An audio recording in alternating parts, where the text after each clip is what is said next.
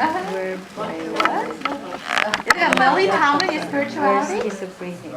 That's a little humor. That's all. Frank. Okay. All right. That's cute. What we picked is the Imitation of Christ.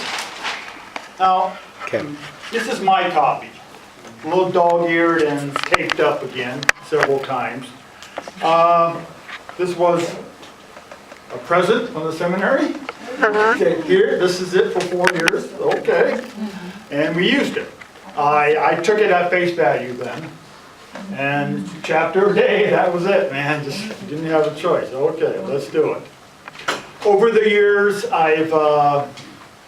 it seems to be, I lose it for a couple years, then I find it again. And at the end of our aspirancy, near the end of it, I found it again. I was cleaning out a drawer. Oh, there's the little sucker right there. So I take it, well, maybe you want me to look at this again. So I'm currently book 3, chapter 49 on it. But so that's the main reason I picked it, because I know this book. I've had it for years, and diving into it more, the spirituality is pretty interesting. There's my notes. Okay, Jan will start off with a little bit on the author. So Thomas A. Kempis was born in 1380 and lived until 1471, like old age of 91. Not much is known about him, other than that his family name was Hammerstown. He was born in Is that Germany. pronounced right? Hamilton? Hamilton? I don't know. And he lived in Holland. At a very young age, he entered a Dutch Augustinian monastery run by the Brethren of the Common Life. At age 19, he was ordained a priest in 1413, and when he entered the monastery, he never left the walls of the monastery after that. He stayed in the monastery his whole life. Oh, wow. It's 91 Thomas was given several jobs in the monastery, including tutor, confessor, instructor to the novices, and everything else, and some administration work. But he always preferred his cell to doing anything else in the monastery. And eventually they recognized his talent for deep thought, and they kind of left him alone. Some people called him a mystic, some don't. There's a little argument in that area there. But he did practice at the time was a mystical spirituality that was going around. And it best described as being absorbed in God or being lost in God. And me, I barely approach the fringes of meditation. And that's an effort and a half for me to even get there. But when I do, I enjoy it a lot. It's very pleasing to the soul. And I can, on that level, relate a little bit to why he preferred that to everything else. So it was a very good place to be. The book, The Imitation of Christ, has been described as a charming instruction on how to love God. In other words, a manual for devotion designed to help our soul achieve holiness and communion with God.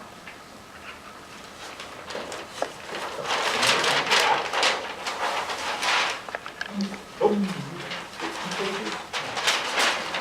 Yes, we did. Nope. Okay, go ahead.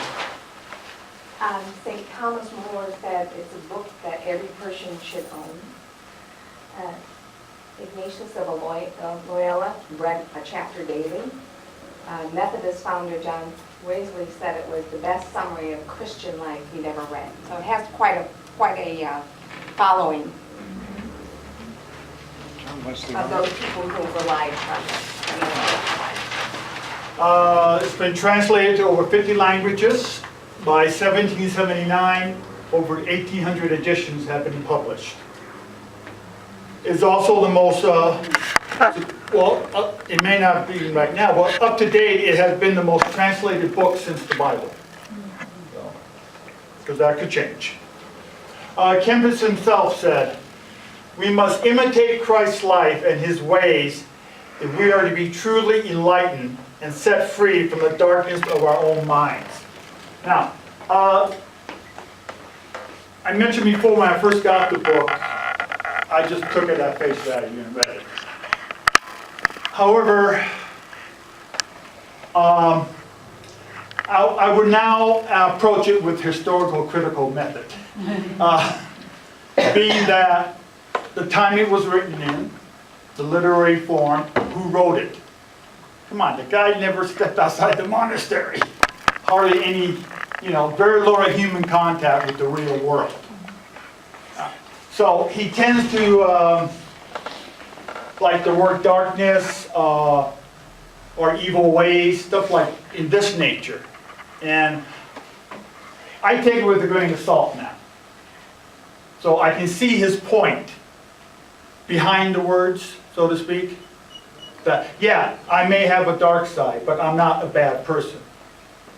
If you read it literally, so to speak, sometimes you could kind of take it that way. That we need to flog ourselves, so to speak, to purify ourselves. So you have to be a little bit careful sometimes when you read the words.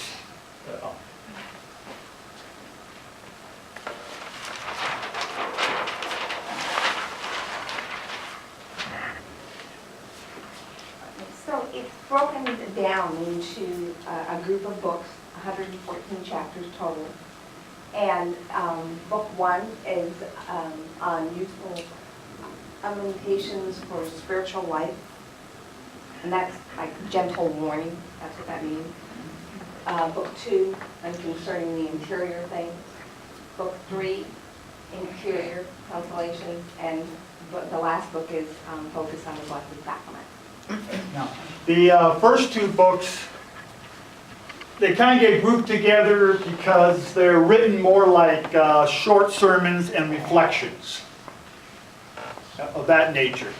3 and 4, they take more of a conversational outlook. In other words, you open the book there in 3 or 4, and it'll say Christ, is Christ speaking to you? And then it will say disciple, which is your response to it. Or it will just say Christ, the whole chapter, or it will say the disciple, talking the whole chapter. So it's kind of a more personal approach to it.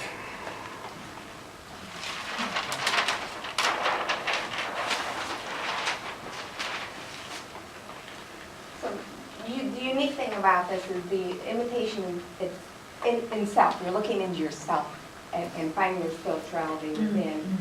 Unlike Francis de Sales, that many ascend to God by the ladder of creatures, meaning on the outward, in combination with community and being around people and doing things, where this is more of an inward approach.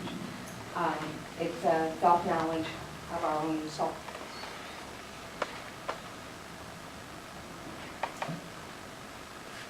Oh.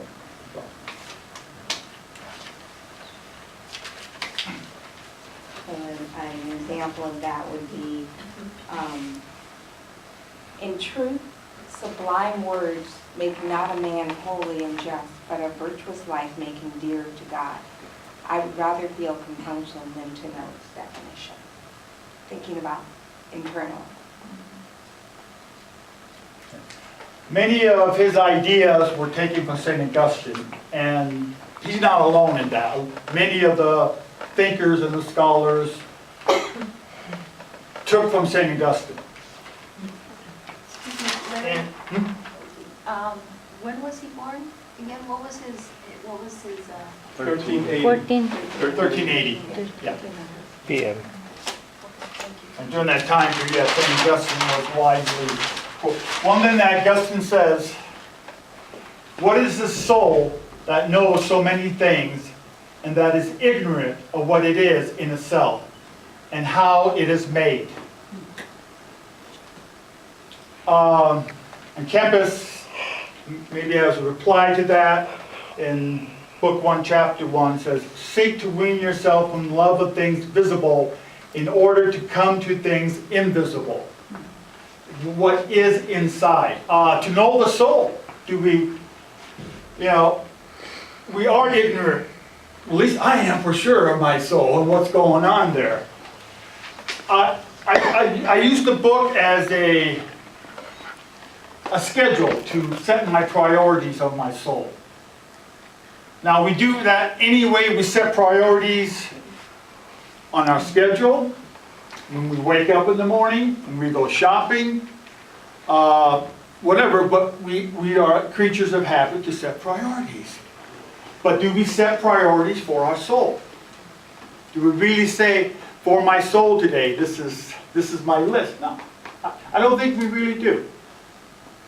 And that's an improvement. And the book, that's what I use it a lot for. Now I may be known for leaning a little bit to the left.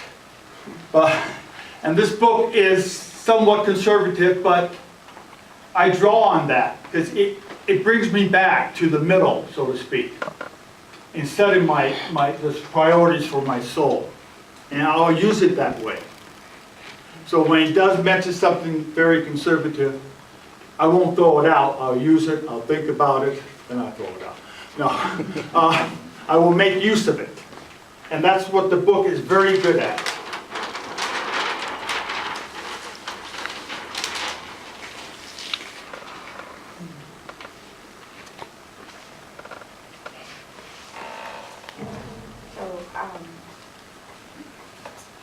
As Samuel has speak forward and your servant is listening, another example of this out of this chapter, book 3, chapter 1 is, blessed is the soul which heareth the Lord speaking within her, and from his mouth receiveth the word of comfort. Blessed ears who receive the accents of the divine whisper, and take no notice of the whispers of the law. Blessed ears indeed who hearken to truth, teaching itself within, and not to the voice which soundeth without. And blessed eyes, which are shut to outward things, but attended to what's interior. Imitation does not exclude the happiness of a soul discovers in the love for God, surpassing any love for people. The love of God, separate from the happiness He gives us, is impossible. And I think I and we are the people that separate that happiness from the love of God. I think we do that. Example that I brought up today, Jesus every day is asking me, who do you say that I am? And my behaviors sometimes said, well, answer that, but sometimes my behaviors will say, I don't know you. Example, okay, I'm on the freeway, some guy cuts me off. I don't know Jesus at that point. Yeah. So, those little things, again, priorities of the soul. It's not really worth it to do anything with the driver. It's probably not safe to do anything about it. But to show to me and to everybody around me that yes, you are the Son of God. Okay? And that should be a top priority of my soul. Every day is showing that. And again, I'll finish this book and I'll put it away probably for a year again, and I'll find it again and dig it up. But it really hits a lot of these interior points, not exterior. Inside. Now, I feel guilty sometimes when I read that. Oops. I'm not there yet. That's not on my list.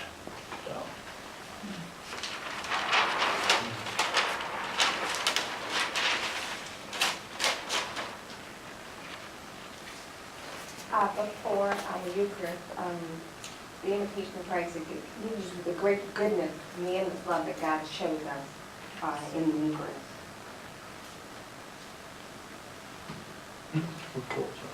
So book 4.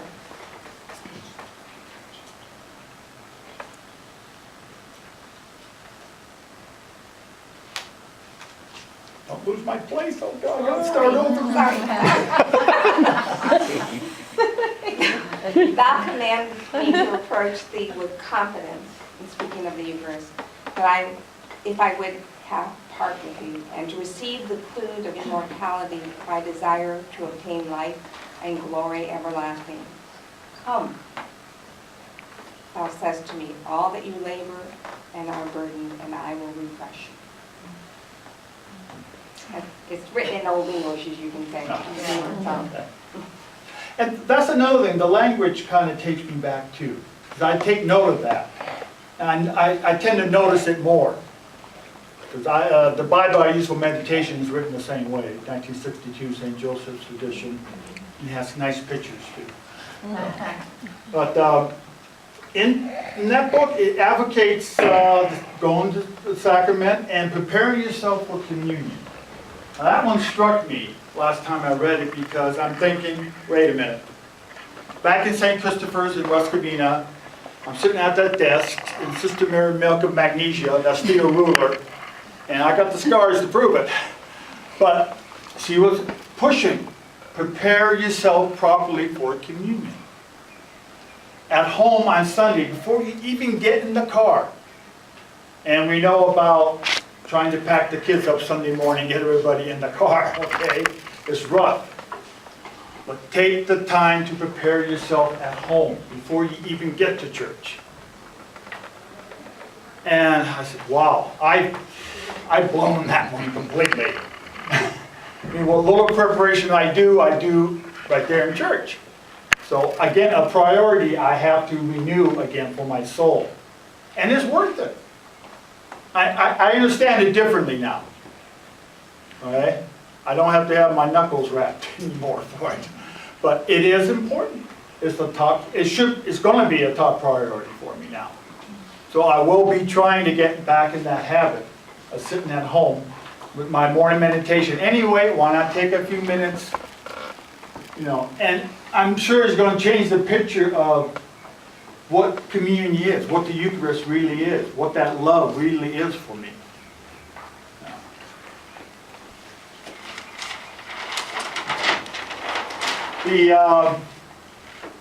This quote is an introduction from the 17th century edition. The Imitation, it is a book for valiant souls and for those who have entered the way of perfection. It is a book for the weak and wavering soul, and in no matter what state, may open any of its pages and find just what is needed. It's true back then, and I pray, I hope, I know that it will be true for the other generations, because we will be passing the book on. It's like Hopefully Oprah, huh? you will pass the book on. Don't keep it, use it, and pass it on. Thank you. It's like Oprah. Thank you, guys. And that's your holiness for the week. You don't have to do any more.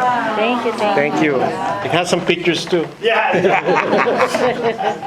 I haven't seen this since the mission. Yeah. I used to read that too. It's very good book. Yes. Is this what the book, there's like those seminarians all get this book? Just to Well, follow- no, the Just Claretians to did. have to. We just put it up there. It was I mandatory. didn't get it in the seminary, but I got it from my pastor before I went to the seminary. There you go. Oh, It's a good, so it's sort of like a pre. Yeah.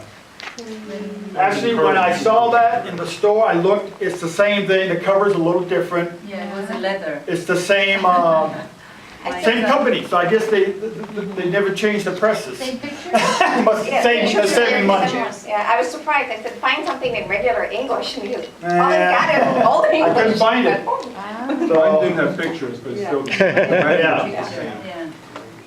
I had the same one in the conference.